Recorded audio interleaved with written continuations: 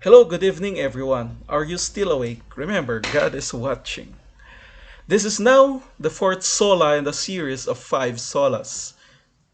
Sola Fide, justification or by faith alone. First, I have a question for you to answer.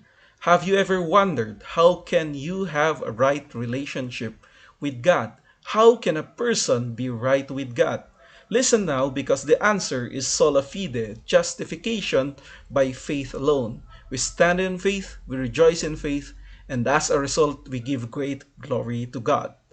For our discussion on Sola Fide, our main text shall be based on Romans 3, verses 9 to 31, with emphasis on verses 20 and 28. Verse 20, therefore, by the deeds of the law, there shall no flesh be justified in his own sight. For by the law is the knowledge of sin. Verse 28, therefore, we conclude that a man is justified by faith without the deeds of the law. Let us ask ourselves, how can I be right with God? While trying to come up with an answer, consider your own understanding as an individual. A standing that talks about standing before God on the last day, on the day of judgment. You are now standing right before God who is holy and righteous. Now consider what it says in Psalm 130 verse 3. If thou, Lord, shouldest mark iniquities, O Lord, who shall stand? When our mind is thoroughly terrified with the consciousness of sin and a sense of God's wrath, what do we have or what can we have that we may be acquitted before God and be reckoned, considered, established as a right person? Can righteousness be inherent? Or is the righteousness and obedience of Christ alone imputed to us? My short answer would be that righteousness cannot be inherent because what is inherent is sin. Sin and righteousness are like water and oil that cannot be mixed together. Hence, in order for us to become right with God, righteousness has to be imputed. It cannot be mixed with our inherent sinful nature. Hence, righteousness must come externally. There must be a source, and that is the righteousness of Jesus Christ. Now that we have been reminded that believers are justified and at the same time sinners, how are we now justified? Is it by works alone? Is it by faith plus works? Or is it by faith alone? Well, you know the answer. You know the answer to that, and my answer is faith alone. Here is a better illustration. Let us take the sailing ship as a representation of man. The sails of the ship stands for human preparation. So now, what does it take to move the ship? It is by wind. So now, the wind stands for God's grace. Logically now, the ship will not be able to move unless the sails are put up. This view posits, it suggests that if man don't prepare for God's grace by putting their sails up, God's grace cannot empower them. Under this view, human beings has the capacity by virtue of their free will to meet the terms of the covenant, to take the first step towards God. Hence, now the capacity of human beings plays a role in justification through transformation. But there's a big but here. But then, remember that justification is clearly distinguished from sanctification. Justification refers to the declaration that one stands in the right before God, while sanctification denotes the ongoing renewal and transformation in one's life. And our topic here and what we are talking about is justification. Believers are not righteous because of a righteousness inherent to them. In fact, man cannot do anything to prepare for grace. How can man become righteous when they are captive to sin?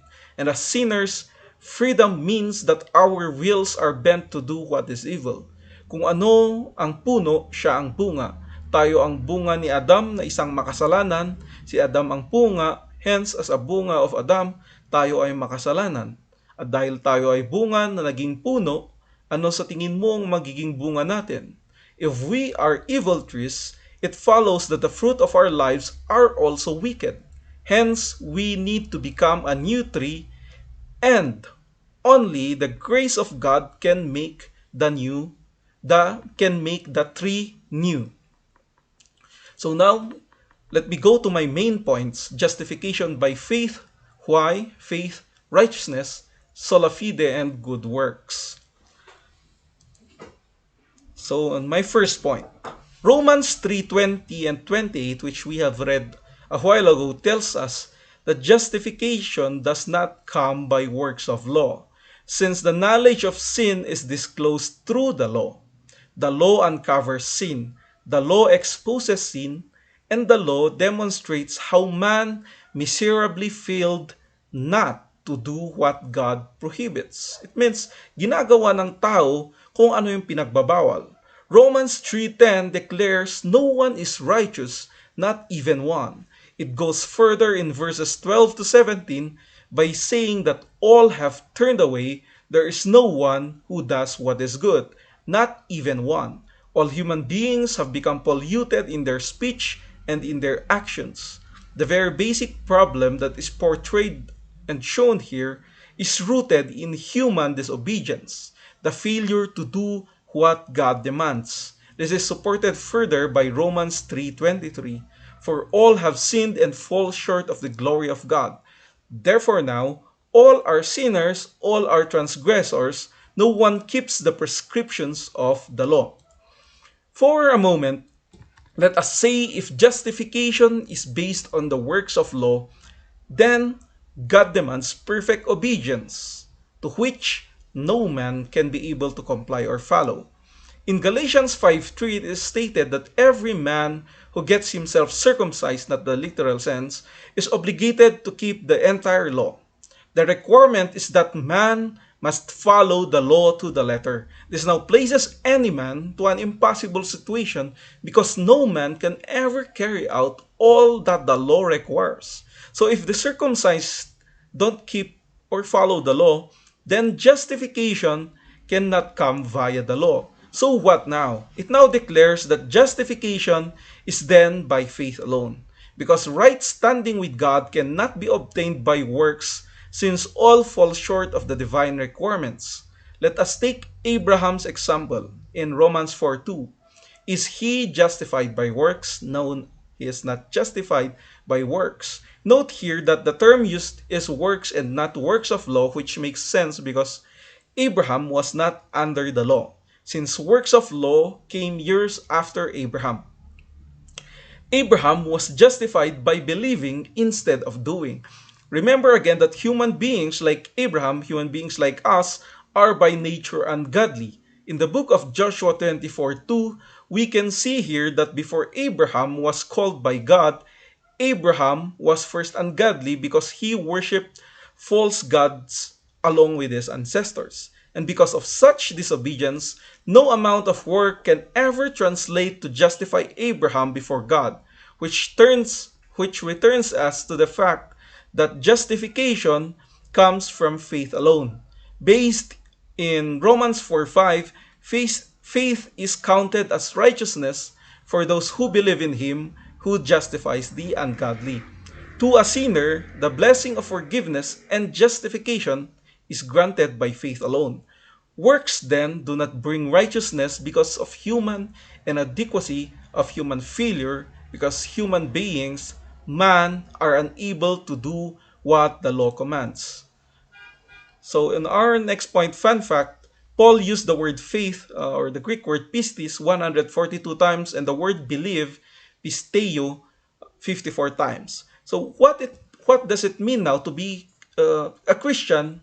What it means now to be a Christian is to believe, to have faith. And faith comes from what is heard, from knowing the contents of the gospel. Faith must be faith in truth, and the truth is about Jesus Christ. Faith is directed towards the gospel message, and the gospel centers on Jesus Christ, particularly his death and resurrection, which secured forgiveness of sins and justification so that righteousness is granted to those who believe, to those who trust in God. Faith puts its hope in God instead of the human subject. Faith glorifies and honors God, for it confesses that God can do what He has promised. It is faith that puts its hope in God when everything seems to oppose what He has pledged.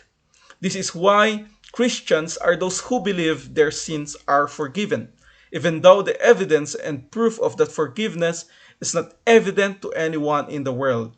Nothing in life points to Christians as those who are specially favored by God, for they are suffering, we are suffering the same kinds of difficulties that strikes unbelievers. Still, a believer's a believer's trust is that Jesus' death and resurrection secure their forgiveness and justification. Now, on my next point, which leads me now to imputation. Imputation means that the righteousness of, of Christ is taken and counted and credited as if it belongs to the believer.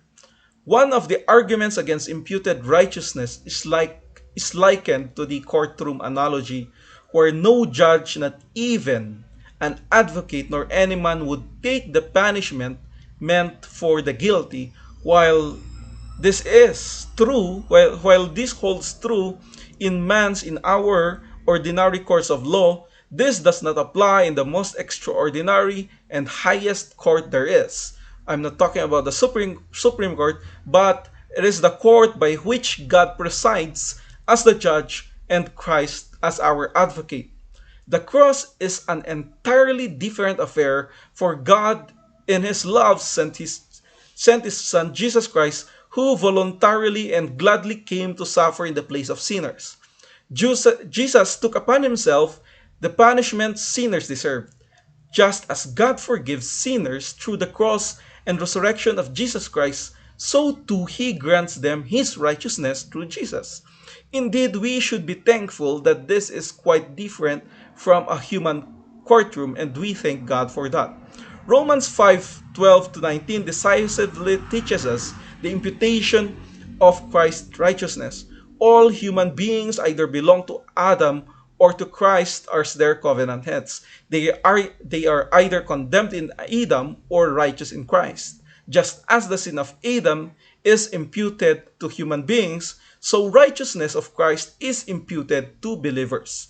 Second Corinthians 5:21 also supports imputation. Jesus became sin for us, and we receive the righteousness of God since we are united to Jesus Christ. The believer's union with Christ points strongly to imputation. For our righteousness does not lie in ourselves but in Jesus Christ as the crucified and risen one. Other texts such as 1 Corinthians 1:30 and Philippians 3:9 support imputation as well. When Paul says faith counts as our righteousness, he does not mean that faith is our righteousness. Faith counts as righteousness because through faith we are united to Christ. Justification by faith alone because it is achieved by Christ alone, and it is ours only through union with Jesus Christ. Now, on my next point, Sola Fide does not make good works an option in Christian life. That is a myth. In fact, Sola Fide calls for an active, living, saving faith. We now look in the book of James, where big men from big churches say that James contradicts Paul's teaching. Did really James contradict Paul? My answer is clearly no. It should be recognized that Paul and James are addressing different circumstances and situations. Paul responds to those who desire to keep the law to gain justification, whereas James responds to those who are antinomians or those who think faith without obedience is saving. James criticizes a notional, imaginary, unreal faith, a faith that merely endorses doctrines, a faith that merely consists of a mental assent. James then does not deny that justification is by faith alone. What James denies is the idea that a mere notional, theoretical, imagined faith can save. In other words, James is telling us that the kind of faith that saves has vitality and energy, so that works necessarily follow. True faith is completed by works, and it should never be confused with a mere mental assent. Abraham and Rahab were justified because their faith expressed itself in works, which showed that their faith was genuine. Works may not justify, but works are a necessary fruit in the lives of those who have faith. So, based on our discussion, we can now conclude that justification is by faith alone, which means that our works do not warrant our justification. Still, this does not mean that faith is dead and lifeless. True faith always leads to works, to a changed life, to become Christ-like. There is no such thing as cheap grace in the Bible. There is only costly grace. Grace that is purchased at a cost that is powerful to change us. Yet, it is free grace because it is given to us in Jesus Christ. The faith that is ours expresses itself in works and manifests itself in works. Hence, justification is by faith alone, but it is faith that expresses itself in good works. Good works are not the basis of justification, but are a necessary evidence and fruit of justification for us to become more Christ-like. Thank you and good evening, church.